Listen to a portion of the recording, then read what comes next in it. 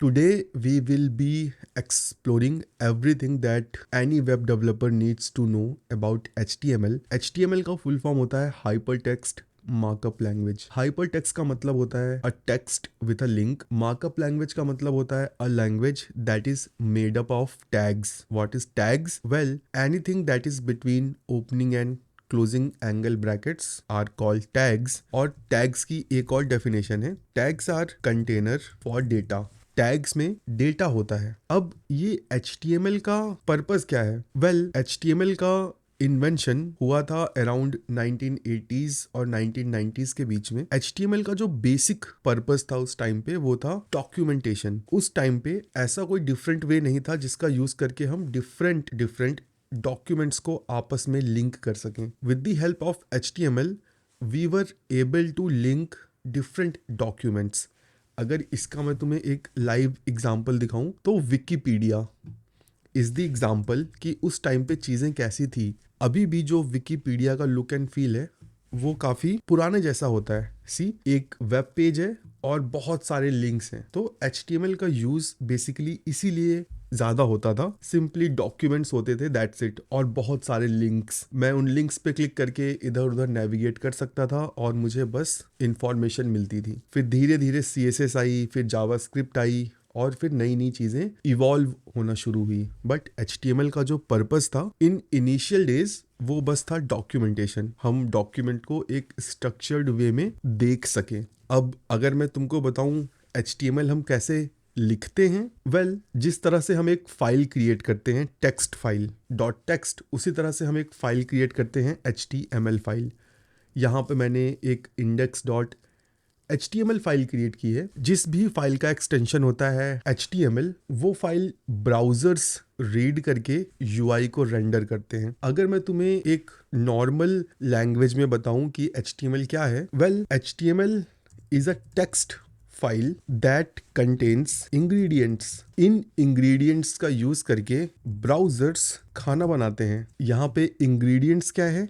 Well, ingredients are the tags. और खाना क्या है? Well, UI। जो HTML फाइल होती है वो बस एक टेक्स्ट फाइल है। इसमें हम बस टेक्स्ट लिखते हैं। ये जो टेक्स्ट होता है ये मैजिकली UI नहीं बन जाता। ब्राउजर हर कैरेक्टर को रीड करता है, ट्रांसफॉर्म करता है और एक UI एलिमेंट में कन्वर्ट करता है। This HTML file only contains steps to make a UI। This is just a text file. और HTML इज वेरी फॉरगिविंग। यहाँ पे मैंने index.html में कुछ रैंडम सा टेक्स्ट लिखा है। अगर मैं इस कोड को सेव करता हूँ, ब्राउजर में जाता हूँ, तो यू विल सी कि मुझे मेरा टेक्स्ट ब्राउजर में देखने को मिल रहा है। अगर मैं इंस्पेक्ट करता हूँ, कंसोल में जाता हूँ, मुझे कोई एरर देखने को नहीं मिलेगी। अगर मैं इस HTML का स्ट्रक्चर देखूं तो यहाँ पे ब्राउजर ने खुद से मेरे लिए एडिशनल टैग्स ऐड कर दिए हैं। ब्राउजर बहुत ही फॉरगिविंग है। ब्राउजर मेरी गलती को छिपाने की कोशिश करता है। ये स्कूल के उस टीचर जैसा है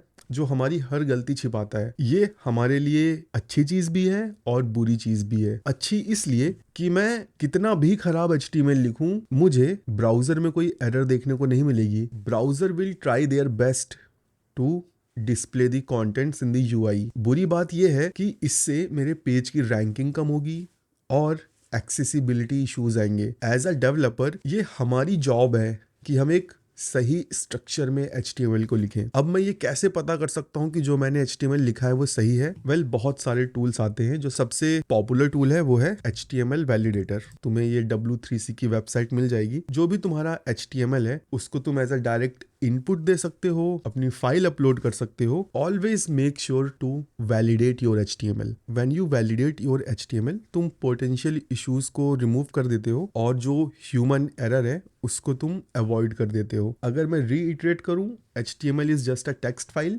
जिसमें हम इंस्ट्रक्शंस लिखते हैं ब्राउजर्स के लिए कि भाई तुम्हें इस तरह से UI को बनाना है। That's it. अब ये जो HTML हम लिखते हैं ये हम 4 रीजंस की वजह से लिखते हैं, या मैं कहूँ HTML हम 4 लोगों के लिए लिखते हैं। अब ये लोगो नहीं है, ये हिंदी वाला लोगो है। आदमी, 4 आदमियों के लिए लिखते हैं।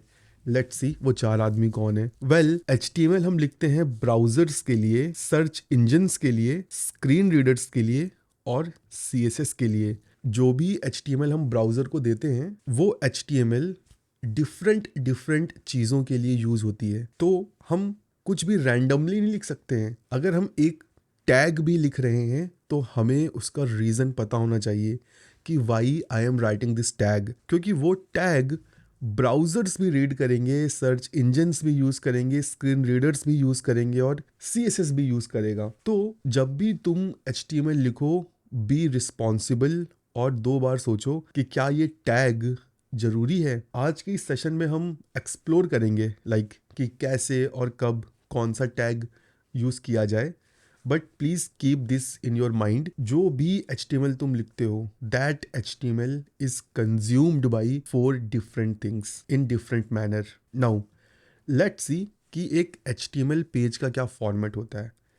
HTML पेज का जो फॉर्मेट है वो बेसिकली 3 पार्ट्स में डिवाइडेड है। जो सबसे पहला पार्ट है वो है वर्जनिंग, जहाँ पे हम ब्राउजर्स को बताते हैं कि भाई मेरा HTML पेज किस वर्जन की फंक्शनैलिटीज को यूज करता है। जो दूसरा पार्ट है वो है हेड कॉन्फ़िगरेशन, जहाँ पे हम अपने वेब पेज की कॉन्फ़िगरेशन सेट करते हैं। और जो थर्ड पार्ट है वो है बॉडी, जहाँ पे हम अपना कंटेंट लिखते हैं। ये जो पहला पार्ट है HTML वर्जन, एक्सपीरियंस डेवलपर भी इसका रीजन नहीं बता पाते हैं। लेट्स सी कि इसका क्या काम होता है। वेल, जो HTML है इसके कई सारे वर्जन्स हैं। जो पहला वर्जन था वो था 1.0 और अभी जो लेटेस्ट चल रहा है वो है HTML 5.0 जो 2014 में आया था।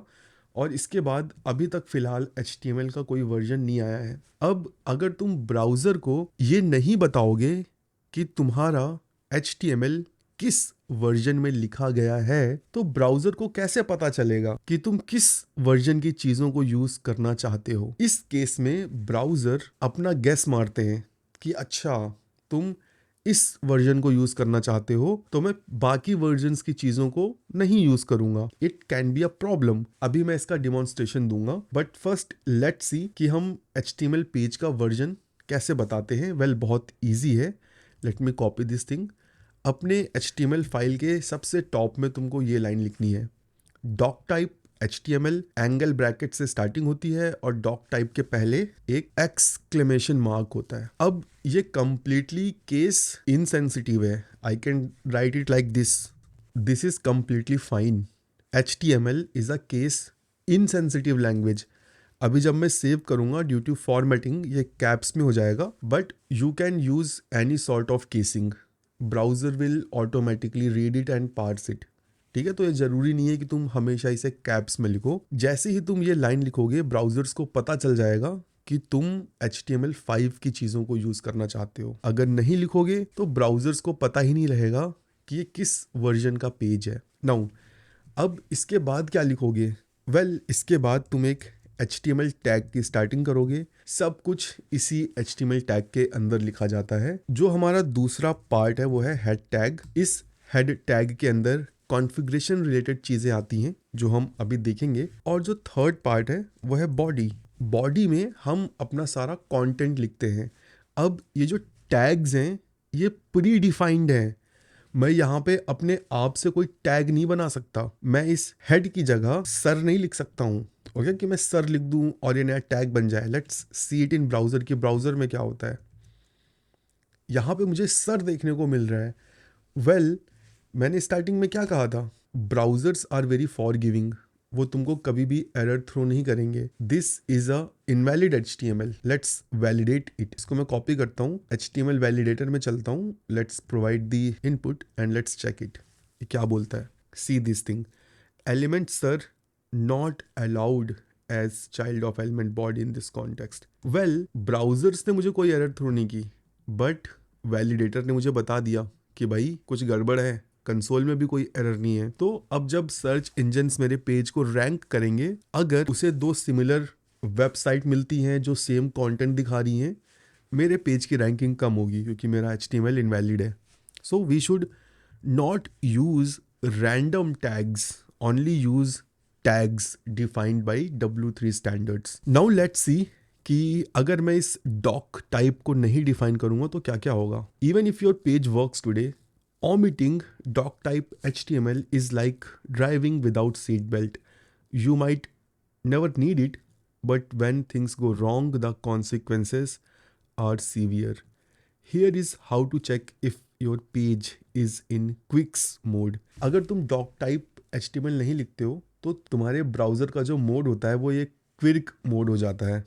इसका मतलब है कि कुछ भी, जो भी ब्राउज़र डिसाइड करे, जो भी ब्राउज़र को लगता है, you can use this document dot compat mode to know कि ब्राउज़र किस मोड में रन हो रहा है। अगर तुमने वर्जन स्पेसिफाई किया है तो मोड होगा CSS1 कॉम्पैट जो कि स्टैंडर्ड मोड है, otherwise back compat, that means क्विक mode. Let's check this out. तो यहाँ पे मैंने डॉक टाइप HTML यूज़ किया है। हम ब्राउज़र में चलते हैं और कंसोल में मैं सिंपली करता हूँ document dot compat mode and guess what, it's CSS1 compat जो कि एक स्टैंडर्ड मोड है। Let me remove this doctype and let's again check it. See, back compat. तो तुम ये चेक अपने बैकएंड में भी ऐड कर सकते हो कि भाई अगर कॉम्पैट मोड बैक कॉम्पैट आ रहा है, make sure to provide a version, otherwise your page is invalid. ठीक है, now let's see more consequences. अगर तुम डॉक टाइप HTML स्पेसिफाई नहीं करते हो तो तुम्हें कुछ विजुअल इश्यूज देखने को मिल सकते हैं। स्पेसिंग, फॉन्ट साइज, इन सब में इनकंसिस्टेंसी मिल सकती है। अब ये मैंने विजुअली तो नहीं देखा, बट जितना मैंने फाइंड आउट किया है ये इश्यूज होते हैं और लिटरली होते हैं। अभी जो लेटेस्ट ब्राउज़र्स हैं उनमें माइट भी तुम्हें ये चीज़ ना दिखे, क्योंकि आज के जो ब्राउज़र्स हैं वो बहुत स्मार्ट हैं। वो हर मुमकिन कोशिश करते हैं कि वो तुम्हें एक सही आउटपुट दिखाएं। बट अगर तुम कुछ साल पुराने ब्राउज़र्स यूज़ करो, माइट भी तुम्हें कुछ इश्यूज देखने को मिल सकते हैं, और माइट भी न्यू ब्राउज़र्स में भी तुम्हें इश्यूज दिखें, बट वो CSS लाइब्रेरीज या फ्रेमवर्क्स में तुम्हें ज़्यादा एनकाउंटर हो, क्योंकि नॉर्मल CSS में browsers are intelligent to cover them up. Next, JavaScript issues. ये बहुत ही इंटरेस्टिंग चीज़ है। Let's see this thing. मैं सिंपली इस कोड को कॉपी कर लेता हूँ, document dot body dot client height, and let's do one thing. पहले अपने HTML में चलते हैं और डॉक टाइप HTML ऐड कर देते हैं, बॉडी में कुछ रैंडम सा टेक्स्ट लिख देते हैं और ब्राउजर में जाके रिफ्रेश करते हैं और document dot body dot client height check करते हैं तो ये मुझे दिखती है 19। Okay, now let's do one thing. Let me remove this doc type HTML and let's again go in browser and let's check the client height. See, it's 496 जो इस window की हाइट है माइट बी। सो अब अगर तुम versioning नहीं करते हो तो ब्राउजर्स अपने हिसाब से चीज़ों को रन करते हैं, उनको जो बेस्ट लगता है वो वैल्यू वो रिटर्न कर देते हैं, तो तुम्हें इस तरह के वियर्ड इश्यूज देखने को मिल सकते हैं। इसलिए always add doc type HTML. Next, semantic elements lose their meaning. Well, जो header, nav, footer ये सारे टैग्स हैं ये HTML5 में आए थे। अगर तुम doc type HTML हटा दोगे, ब्राउजर्स को लगेगा कि तुम कोई पुराना वर्जन यूज़ कर रहे हो, और search engine optimisations, screen readers तुम्हारे सिमेंटिक टैग्स को एक इनवैलिड टैग ट्रीट करेंगे, क्योंकि HTML4 में ऐसा कोई टैग ही नहीं था।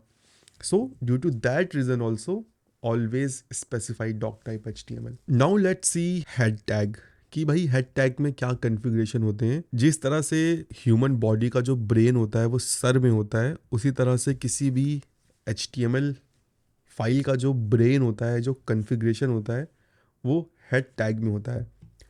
अब इस हेड टैग में स्पेसिफिकली 6 चीज़ें जाती हैं: title tag, base tag, style tag, Meta, link और स्क्रिप्ट। ये 6 चीज़ें हेड टैग को बहुत ही पावरफुल चीज़ बनाती हैं। सारे टैग्स को एक एक करके हम एक्सप्लोर करते हैं। सबसे पहले हम टाइटल टैग देखते हैं कि ये टाइटल टैग क्या है। अभी अगर मैं ब्राउज़र में जाता हूँ तो यू विल सी कि मेरी जो टैब है उसमें 127.0.0.1550 index.html लिखा हुआ है। जनरली अगर तुम अपने वेब पेज का टाइटल स्पेसिफाई नहीं करते हो तो जो फाइल नेम होता है या जो पाथ होता है वो दिखता है। बगल में अगर तुम इस वैलिडेटर का टैब टाइटल देखो तो वो एक सेंसिबल सा टाइटल है। टाइटल टैग का यूज करके तुम कोई वैलिड इंफॉर्मेशन प्रोवाइड कर सकते हो ब्राउजर्स के लिए। ब्राउजर्स इंफॉर्मेशन यूज करते हैं to show it in the title bar. Let me add a title tag और इसके अंदर this is HTML. Let's go in browser and see this is HTML, as simple as that. ठीक है, तो title tag simply adds information in the title bar. Next जो बहुत ही important tag है वो है बेस टैग। अब ये बेस टैग हमारे वेब पेज का जो बेस यूआरएल है वो सेट करने में हेल्प करता है। लेट्स सी कैसे। बेस यूआरएल हमसे दो एट्रीब्यूट्स मांगता है। href जो हमारा बेस यूआरएल होता है, यहाँ पे मैं सिंपली डाल देता हूँ https google.com, और एक टारगेट एट्रीब्यूट। टारगेट एट्रीब्यूट का यूज करके मैं स्पेसिफाई कर सकता हूँ कि लिंक्स को न्यू टैब में खोलना है या फिर सेम टैब में खोलना है। अभी फिलहाल मैं इस टारगेट को रिमूव कर देता हूँ और अपने बॉडी में मैं एंकर टैग का यूज करके एक लिंक बनाता हूँ, और जो href है इसको मैं फिलहाल एम्प्टी कर देता हूँ। अभी चलते हैं ब्राउजर में, और यहाँ पे जब मैं होवर कर रहा हूँ तो you will C in the bottom left https google.com आ रहा है। अभी जब मैं इस पे क्लिक करूंगा तो मैं google.com पे चले जाऊंगा। नाउ अगर मैं कभी गलती से भी किसी एंकर टैग में href स्पेसिफाई करना भूल गया तो बेस यूआरएल खुल जाएगा। और अगर मुझे google.com स्लैश किसी और पेज पे जाना है तो I can simply write slash data. अभी अगर मैं लिंक पे क्लिक करूंगा तो यू विल सी कि जो यूआरएल है वो स्लैश डेटा है। अभी जब मैं क्लिक करूंगा तो स्लैश डेटा पे जाऊंगा। अगर मैं href को रिमूव कर दूंगा तो फिर बेस टैग काम नहीं करेगा। Let's do a refresh. See अब ये एक लिंक नहीं है। बेस टैग को काम करने के लिए तुम्हें href टैग को ऐड करना बहुत जरूरी है, और उसकी जो वैल्यू है वो या तो एम्प्टी हो या तो कोई पाथ हो। अभी हम टारगेट एट्रीब्यूट का एक एग्जांपल देख लेते हैं। अगर यहाँ पर मैं करता हूँ अंडरस्कोर ब्लैंक तो जो लिंक है वो सिंपली न्यू टैब में खुलेगा। Okay, that's it. Base tag का यूज करके हम सिंपली अपने HTML पेज में एक बेस यूआरएल सेट कर लेते हैं। पूरे पेज में बस एक ही बेस टैग हो सकता है, you can not have multiple base tags. Next जो इंपॉर्टेंट टैग है जो हम हेड टैग में यूज करते हैं वो है स्टाइल टैग। स्टाइल टैग हम यूज करते हैं to write CSS। Let's quickly write some CSS, क्योंकि यहाँ पे जो बैकग्राउंड है वो वाइट है और वो आंखों को थोड़ा चुभ रहा है, तो मैं सिंपली बैकग्राउंड को थोड़ा ब्लैक कर देता हूँ। Let's write some CSS in style tag. मैं टारगेट करता हूँ बॉडी को और बैकग्राउंड कलर कर देते हैं हम #333, ठीक है, और कलर कर देते हैं हम #FFF। एक और काम करते हैं, जो भी एंकर टैग्स हैं उनमें जो कलर है वो हम कर देते हैं again white. Let's go in browser, let's do a refresh.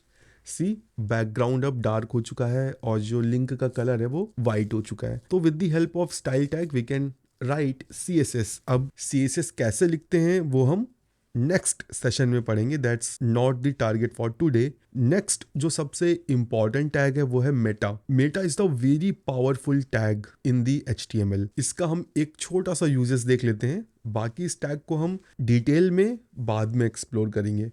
Meta का यूज करके हम कई तरह की इंफॉर्मेशन ब्राउजर्स को प्रोवाइड कर सकते हैं, लाइक ये वेब पेज किस बारे में है, इस वेब पेज को डिफरेंट डिवाइसेस में किस तरह से मैनेज करना है, और इस वेब पेज को कितने इंटरवल में रिफ्रेश करना है। बहुत सारी चीजें हम मेटा टैग का यूज करके कर सकते हैं।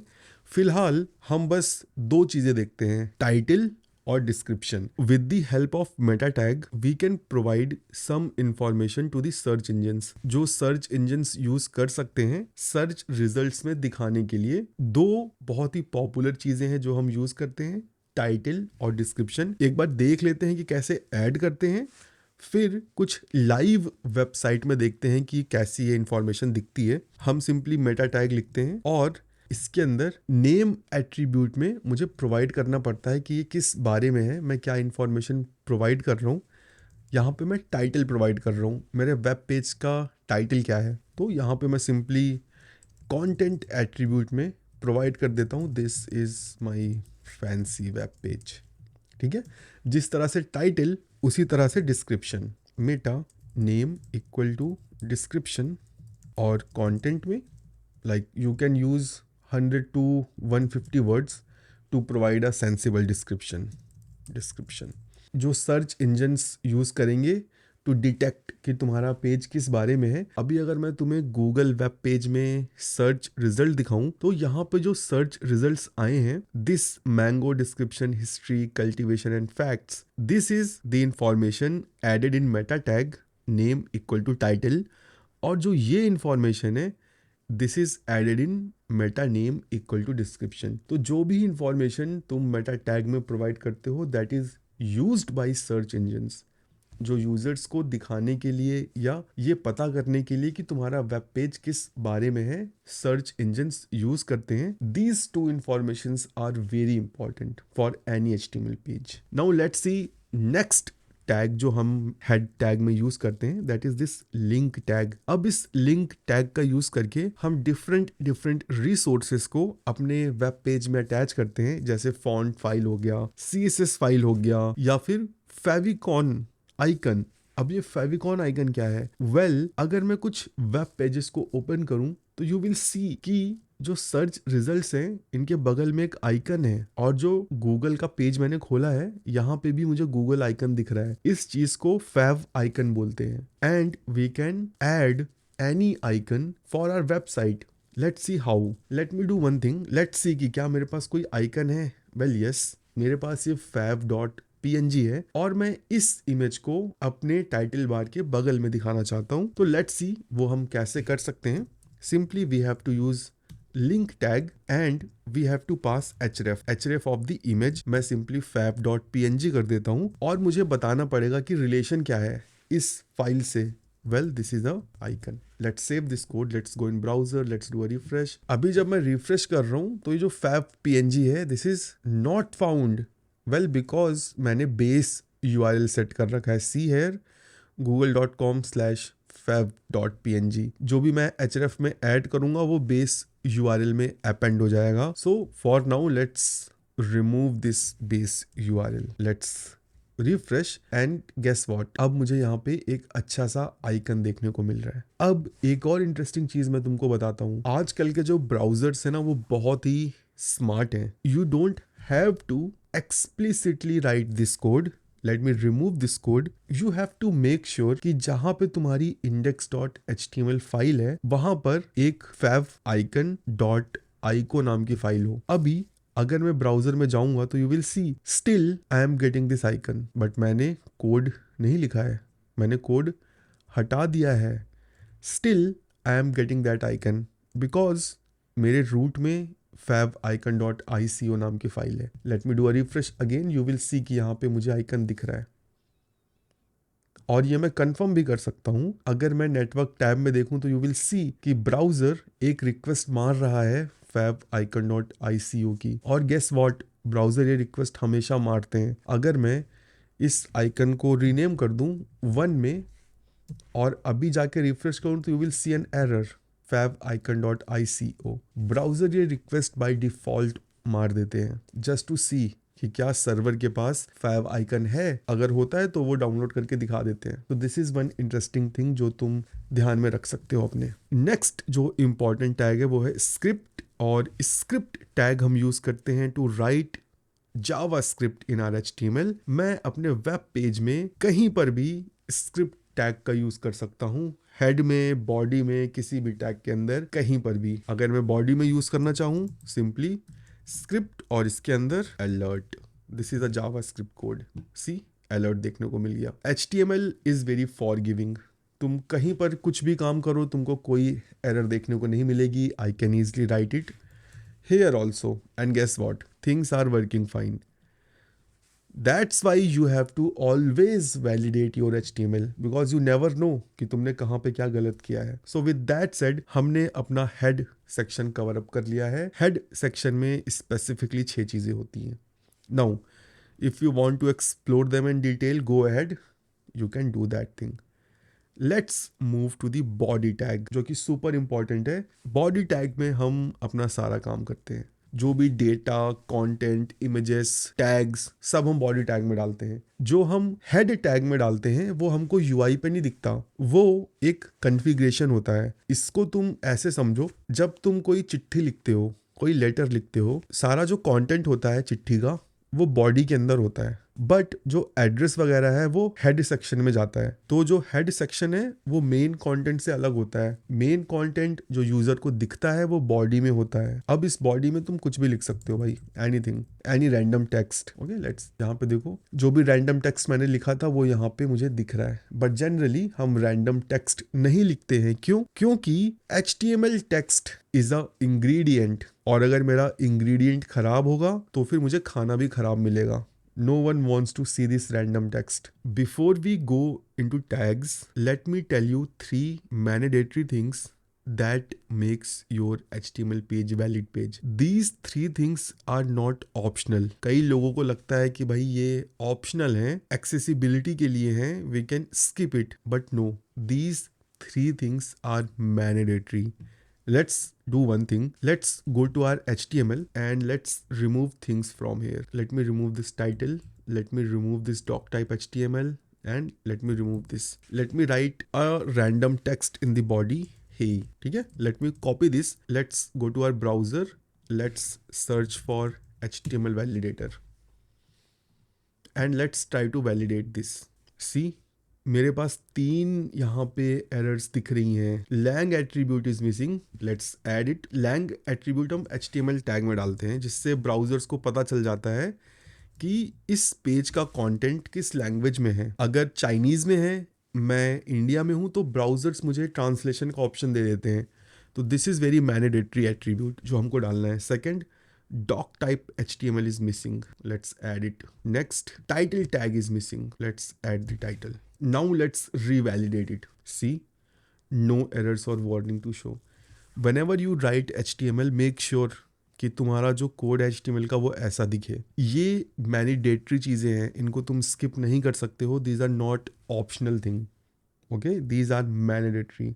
Now is the right time कि हम एक्सप्लोर करें tags. Before we start any tag, मैं एक चीज़ बताना चाहता हूँ कि हमारे पास कुछ सेल्फ क्लोजिंग टैग्स होते हैं. कुछ टैग तुम्हें दिखते होंगे जिनको तुम्हें क्लोज करना पड़ता है, जैसे कि body tag, head tag.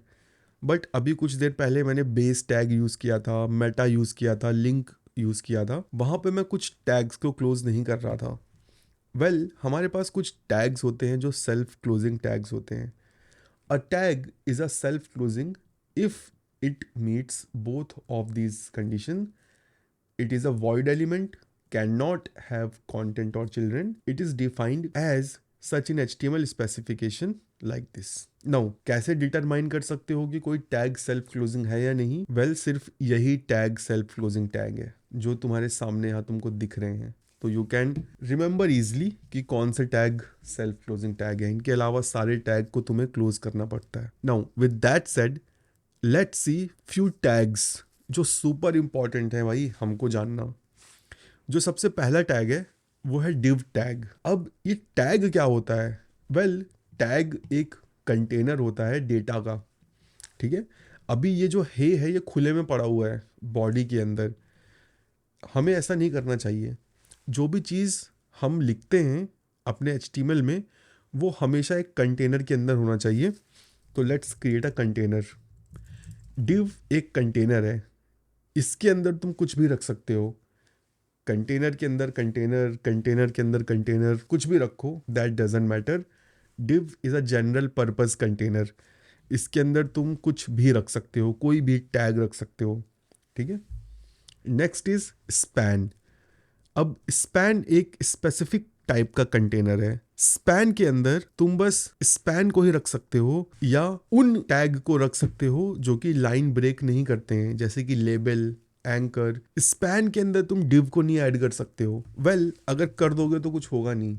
Span, let me right something. This is span. अगर मैं इस स्पैन के अंदर div लिख दूं, कुछ नहीं होगा, सब एकदम मस्त चलेगा, कोई एरर नहीं आएगी. But now this is a invalid HTML. क्यों? क्योंकि यहाँ पे मैंने स्पैन के अंदर div को डाल दिया है.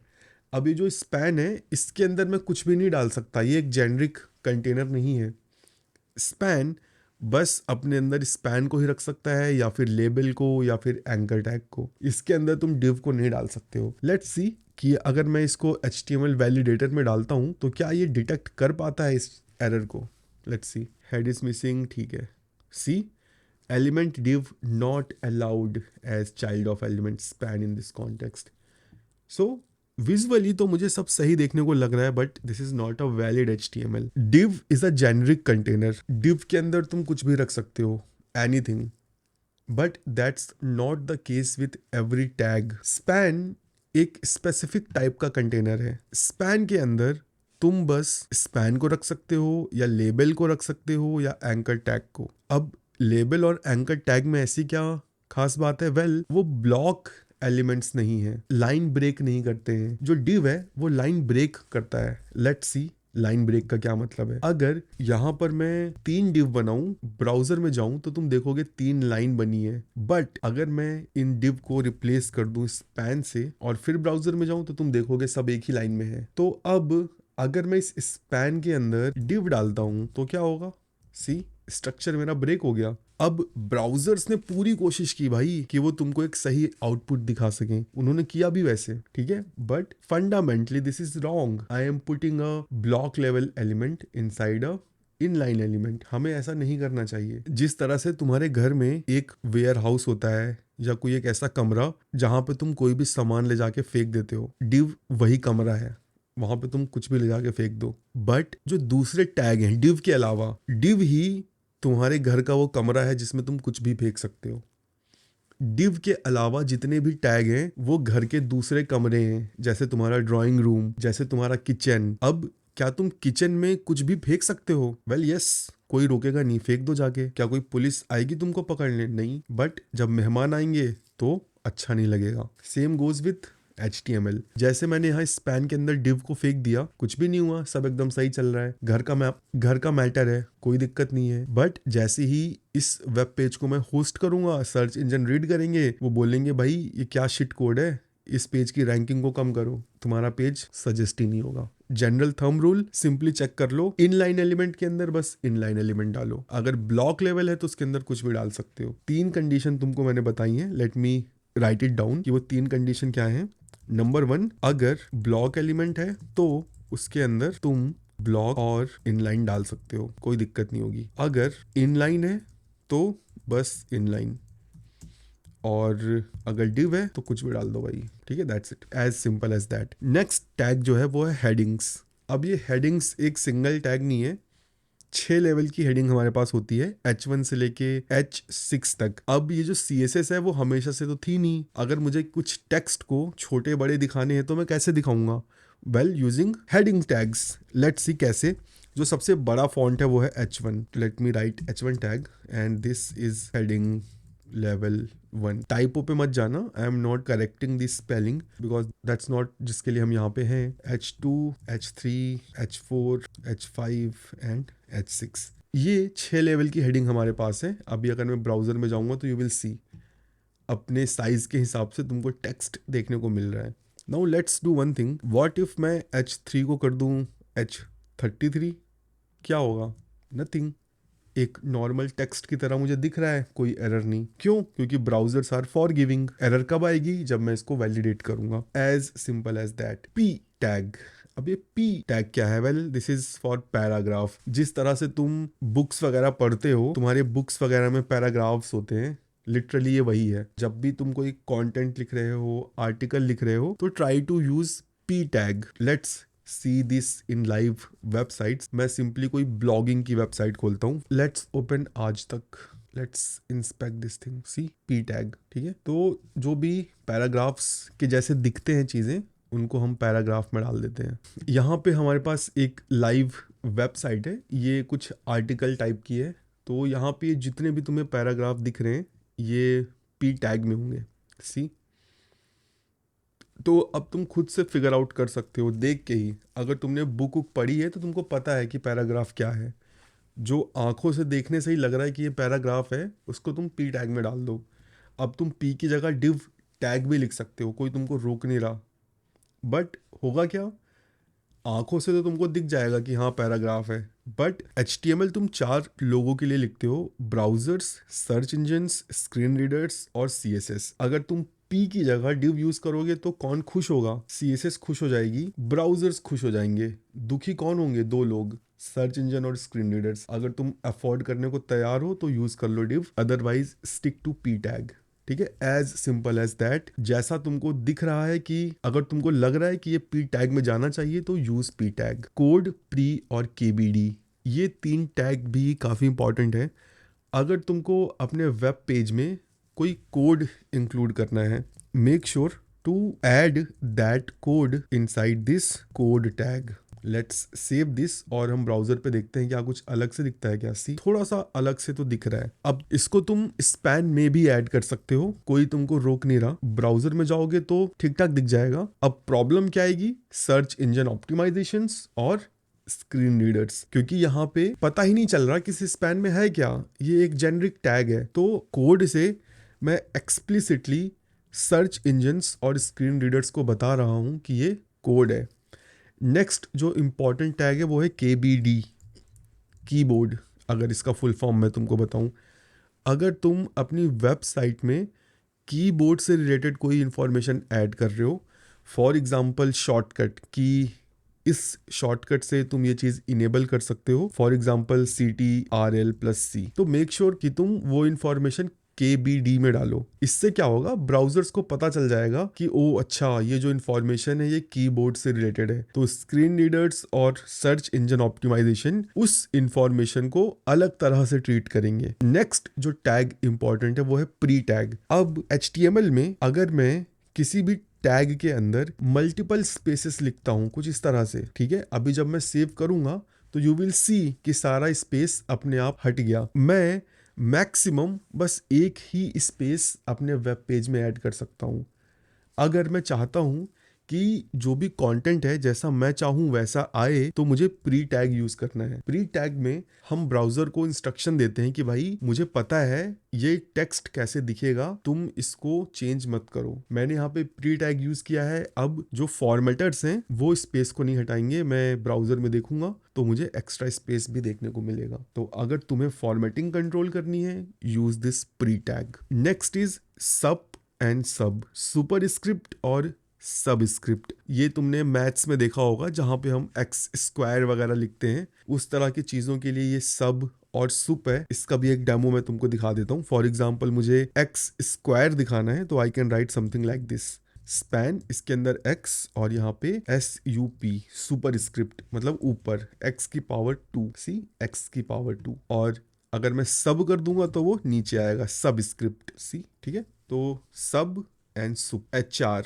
अगर तुमको एक हॉरिजॉन्टल लाइन चाहिए अपने वेब पेज में, लेट्स सी एक हॉरिजॉन्टल लाइन तुमको दिख गई यहाँ पे ये। नेक्स्ट इज BR, अगर तुमको एक लाइन ब्रेक चाहिए। लाइन ब्रेक का मतलब एंटर की। फॉर एग्जाम्पल मैं अगर स्पैन के बाद स्पैन लिखता हूँ तो लाइन ब्रेक नहीं होगी, एक ही लाइन में चीजें आएंगी, सी X2 और ASD। अब अगर मैं चाहता हूँ X2 के बाद लाइन ब्रेक हो, I can use BR tag to break line forcefully. तो now let's see another tag जो कि है एंकर टैग, और ये बहुत ही इंपॉर्टेंट टैग है। एंकर टैग का यूज करके हम अपने पेज में लिंक्स क्रिएट करते हैं, एक वेब पेज से दूसरे वेब पेज में यूजर को भेज सकते हैं। वेल लेट्स सी ये हम कैसे कर सकते हैं। Simply we have to write this A tag. इस A टैग के बीच में तुम जो भी लिखोगे वो यूजर को दिखेगा। For example this is a link, और तुम जिस लिंक पे यूजर को भेजना चाहते हो उसको सिंपली href में डाल दो। For example https www.google.com।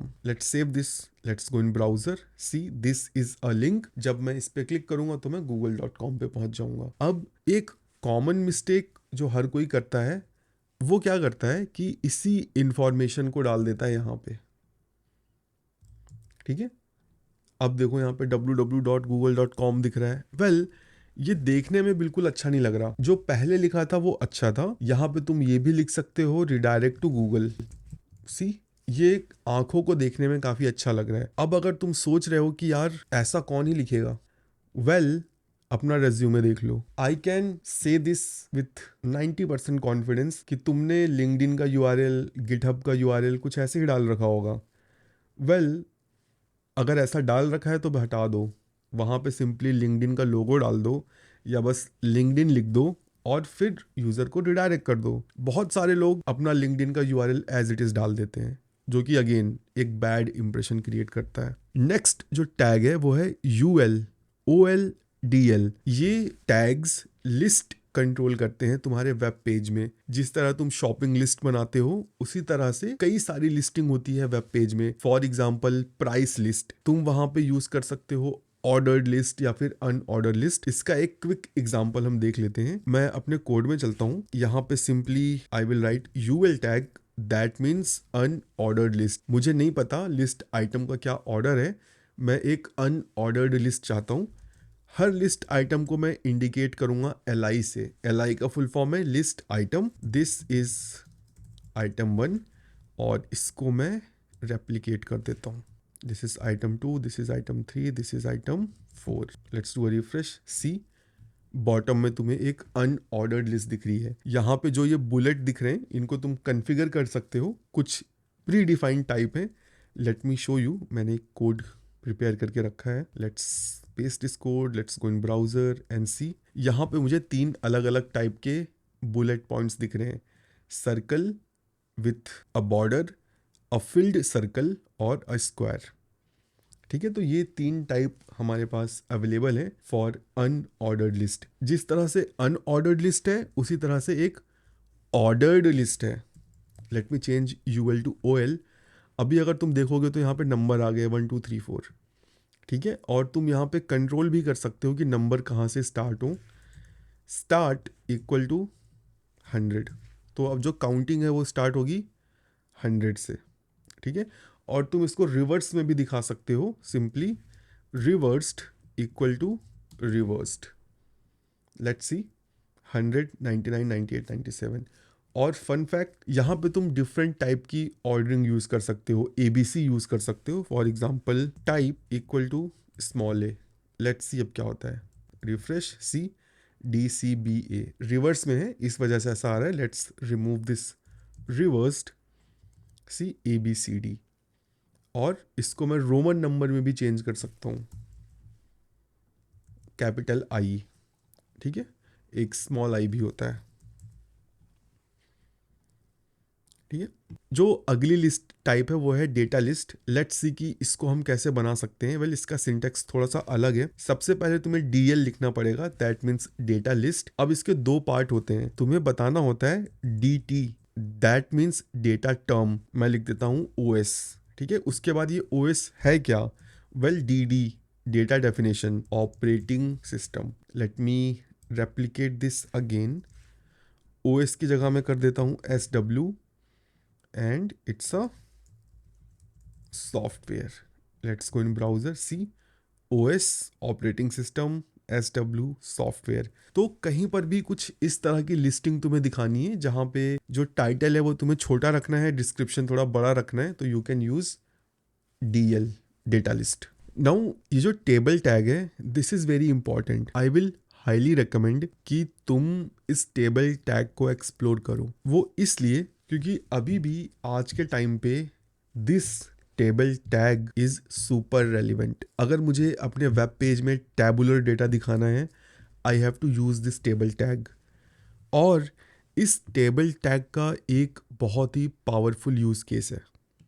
जो भी ईमेल्स तुम देखते हो, जो प्रमोशनल ईमेल्स हैं, जो तुम्हें कुछ इस तरह से दिखती हैं, वेल अभी भी लिमिटेशन है कि तुम फ्लेक्स बॉक्सेस वगैरह ईमेल टेम्पलेट में नहीं यूज़ कर सकते हो।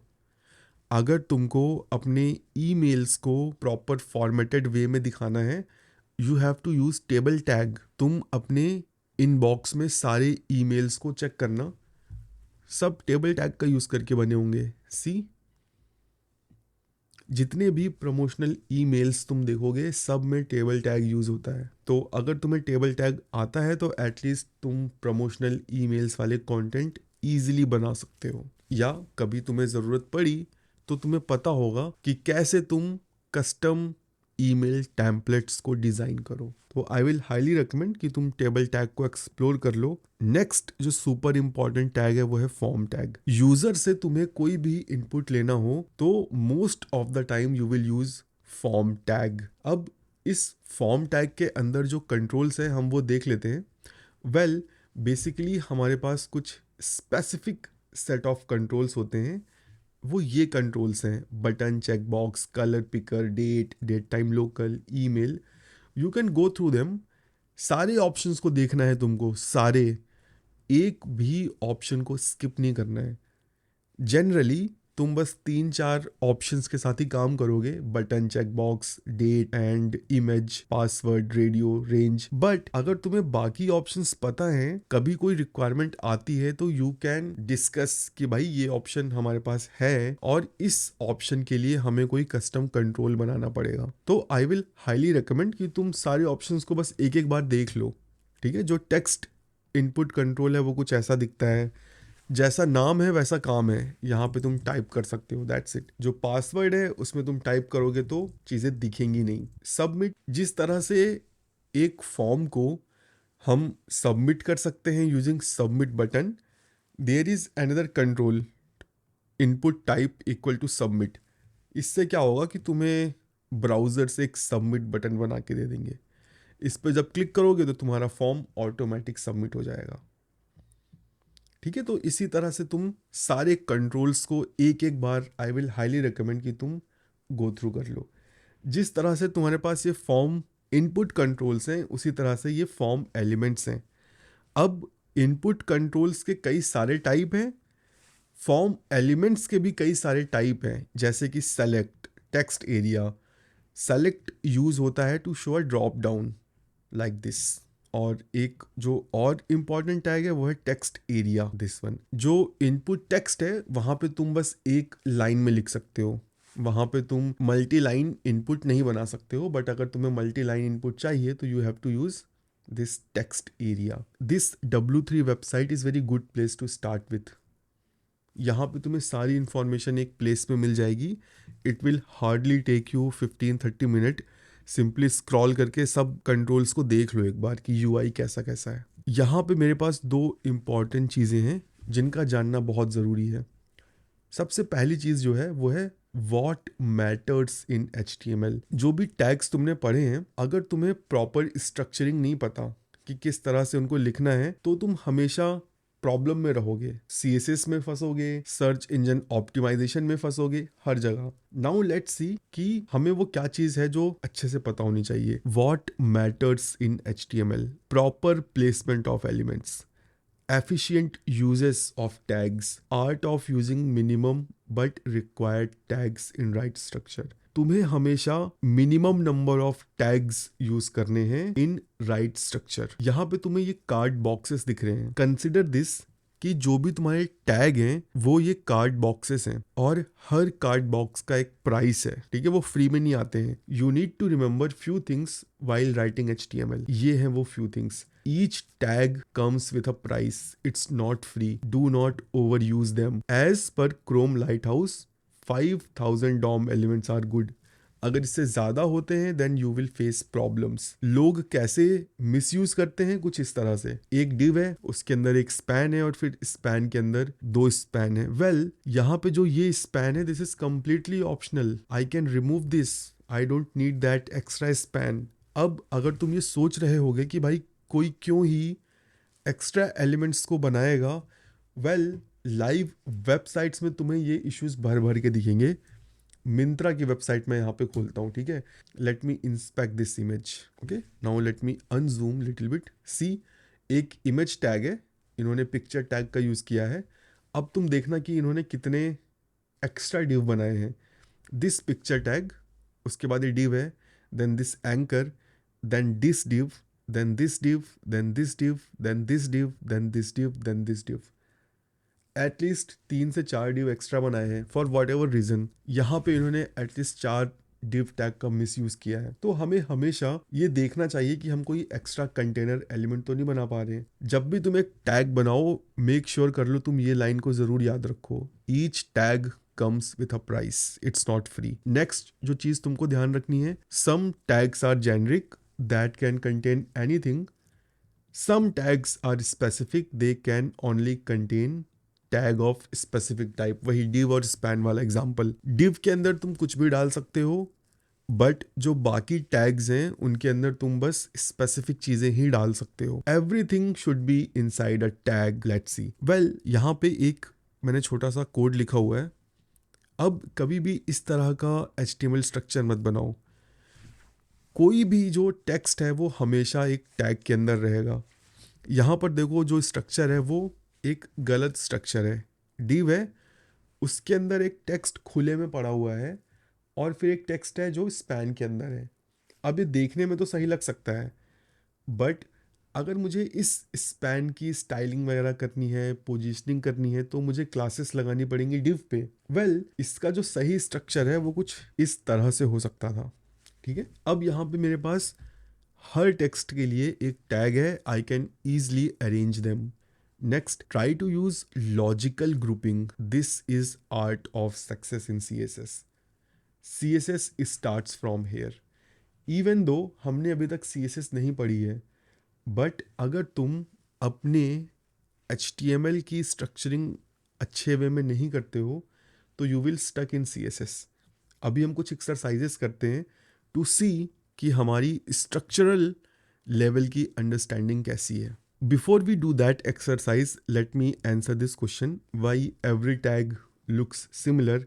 वेल, बिकॉज HTML का जो इन्वेंशन हुआ था वो बस डॉक्यूमेंट्स के लिए हुआ था, और जब HTML आई थी उस टाइम पे CSS नहीं थी। तो by default browsers HTML tags को बस एक टेक्स्ट की तरह इंटरप्रेट करते हैं, इसीलिए तुम्हें सारे टैग्स एक जैसे दिखते हैं। भले ही तुम्हें टैग्स एक जैसे दिखते हैं, बट सर्च इंजन्स और स्क्रीन रीडर्स के लिए वो एक जैसे नहीं है। ठीक है, क्योंकि HTML कई तरह के लोग कंज्यूम करते हैं।